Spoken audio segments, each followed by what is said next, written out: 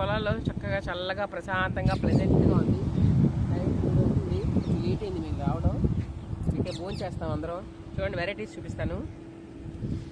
గోంగూర chicken. ఈ video ఈసారి next చేసి చూపిస్తాను, వీడియో అప్లోడ్ చేస్తాను. బిజీగా ఉండి కుదరలేదు ఇవాళ.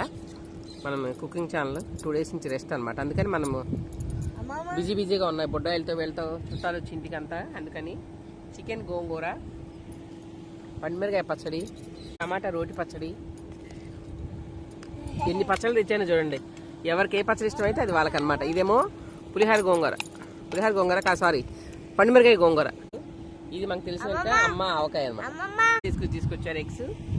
నెక్స్ట్ రైస్ ఇలా తెచ్చేసాం, గిన్ని కారే కదా అనేసి. ఫైనల్ పెరుగు. ఫస్ట్